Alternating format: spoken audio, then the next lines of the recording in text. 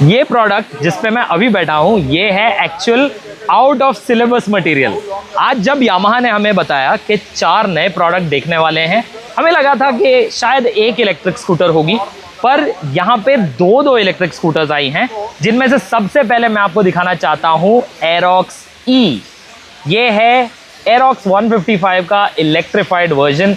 आप में से कई सारे एंथुजियास्ट सालों से एरोक्स को प्रेफर करते हैं इसकी बेहतरीन परफॉर्मेंस के लिए। अब यही परफॉर्मेंस यामाहा कहता है आपको बैटरी की पावर से भी मिल पाएगी। पर क्या है एरोक्स ई की खासियतें, क्या है इसके स्पेसिफिकेशंस, क्या है इसकी रेंज और दूसरी इलेक्ट्रिक स्कूटर कौन सी है, मैं आपको बताऊंगा इस फर्स्ट लुक वीडियो में। मेरा नाम है अमान अहमद और आप देख रहे हैं कार एंड बाइक हिंदी। अगर आपने अभी तक नहीं किया है तो चैनल को फटाफट सब्सक्राइब कर लीजिए, क्योंकि हर नई इलेक्ट्रिक टू व्हीलर, हर नई स्कूटर, हर नई मोटरसाइकिल सबसे पहले आपको देखने मिलेगी इस चैनल पे। अब आइए मिलिए एरोक्स ई से।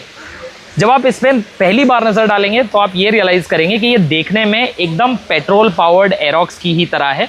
इसका मेन डिफरेंशिएटर फिलहाल है इसका पेंट जॉब, क्योंकि आप देख सकते हैं इस पर वाइट पेंट लगाया गया है और ये टील ब्लू एक्सेंट्स दिए गए हैं, ये क्लियर करने के लिए कि ये एक इलेक्ट्रिक व्हीकल है।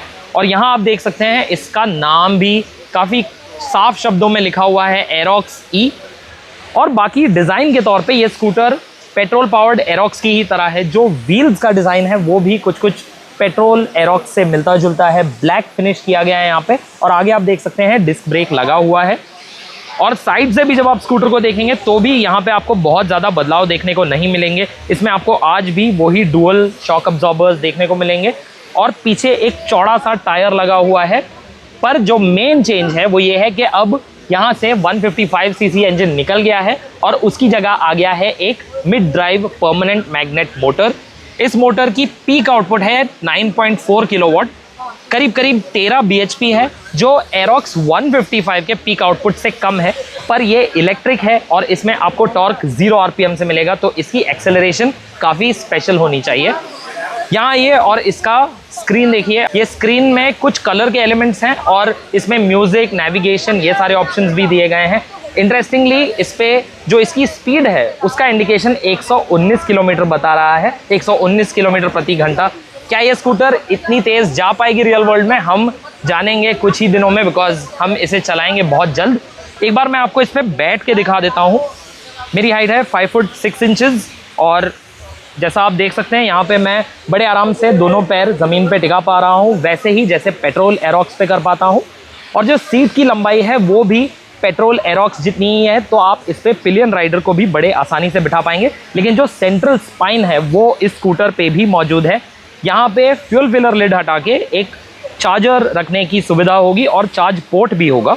एंड सिंस मैं चार्ज पोर्ट की बात कर रहा हूँ, मैं आपको इसकी बैटरीज के बारे में बता देता हूँ। इसकी बैटरीज लगती हैं सीट के नीचे, एक कवर है, उसे उठाते से आप देख पाएंगे कि इसमें 2 बैटरी पैक लगे हुए हैं। दोनों बैटरीज की इंडिविजुअल कैपेसिटी है 1.5 किलोवाट आवर्स, तो कंबाइंड कैपेसिटी हो जाती है 3 किलोवाट आवर्स की। यामाहा का कहना है कि इस बैटरी की बदौलत आपको 106 किलोमीटर तक की सर्टिफाइड रेंज मिलेगी। बट रियल वर्ल्ड एक्सपीरियंस से मैं आपको बता सकता हूँ कि इस लेवल की परफॉर्मेंस के साथ 3 किलोवाट आवर की बैटरी मैक्सिमम आपको 80 किलोमीटर तक की रियल वर्ल्ड रेंज ही दे पाएगी, स्पेशली बिकॉज ये एक परफॉर्मेंस स्कूटर है। और परफॉर्मेंस को ध्यान में रखते हुए यामाहा ने इसमें 3 राइड मोड्स दिए हैं और साथ साथ एक बूस्ट मोड भी दिया है क्विक एक्सेलरेशन के लिए।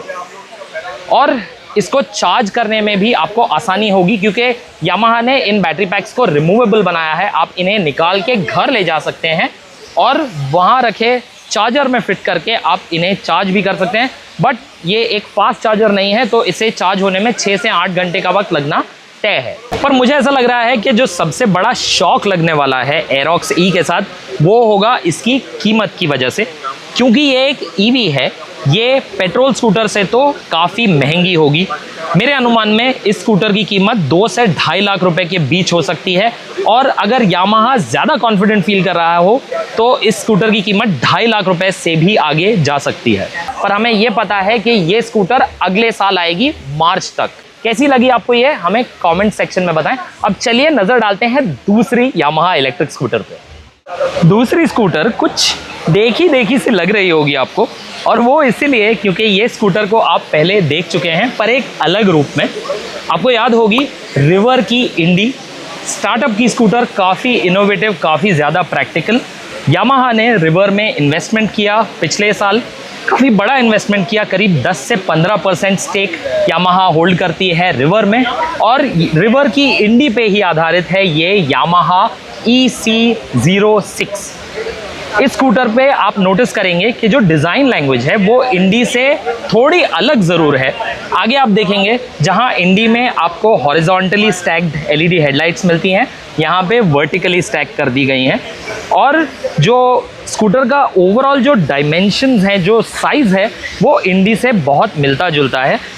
जो इंडी वाला कनेक्शन है वो एकदम क्लियर हो जाता है जब आप यहाँ आके बैठते हैं। जो हैंडल बार है वो इंडी से ही मेल खाता है, और जो इसका स्विच गियर है वो देखते से ही आप पहचान जाएंगे कि ये रिवर इंडी पे ही आधारित है।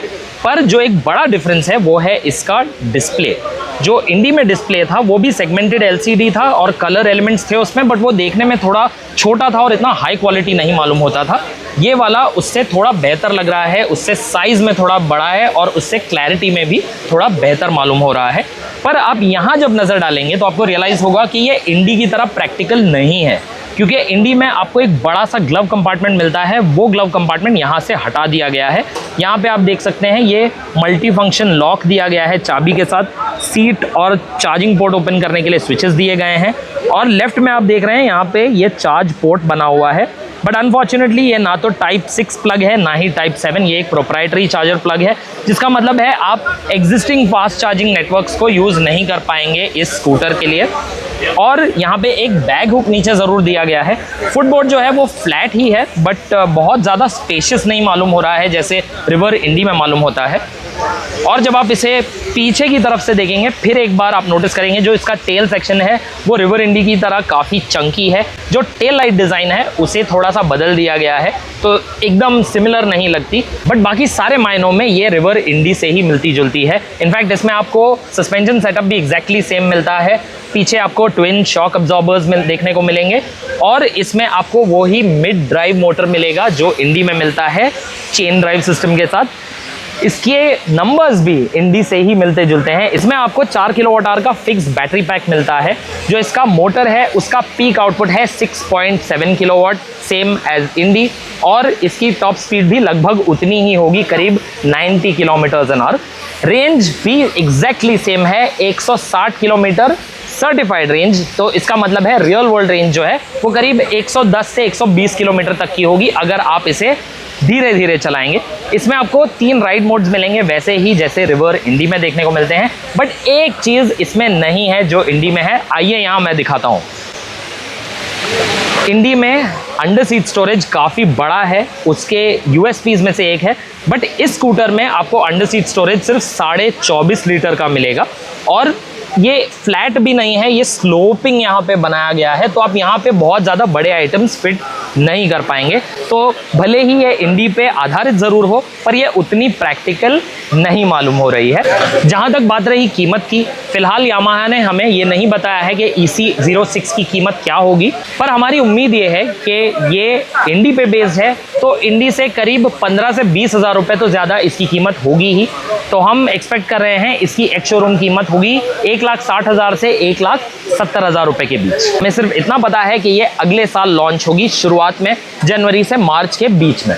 तो आपको कैसी लगी यामाहा की EC06? क्या आपको ये ज़्यादा पसंद आई या एरोक्स E ज़्यादा पसंद आई? हमें अपने ख्याल कमेंट सेक्शन में बताएं। हमें बताएं कोई ऐसे फीचर्स हैं क्या जो आप चाह रहे थे इन स्कूटर्स में हो? क्या आप बेहतर रेंज की उम्मीद कर रहे थे, दूसरे फीचर्स की उम्मीद कर रहे थे, या इनके लुक के बारे में भी अगर आपका कोई फीडबैक हो तो उसे भी कमेंट सेक्शन में छोड़ दीजिए। अगर आपके पास हमारे लिए कोई फीडबैक है इस वीडियो के बारे में तो उसे भी कमेंट सेक्शन में छोड़ दीजिए। ये वीडियो देखने के लिए आपका बहुत बहुत शुक्रिया। और अगर आप किसी को जानते हैं जो एक इलेक्ट्रिक स्कूटर खरीदने में इंटरेस्टेड हो तो उनके साथ ये वीडियो शेयर करना ना भूलें।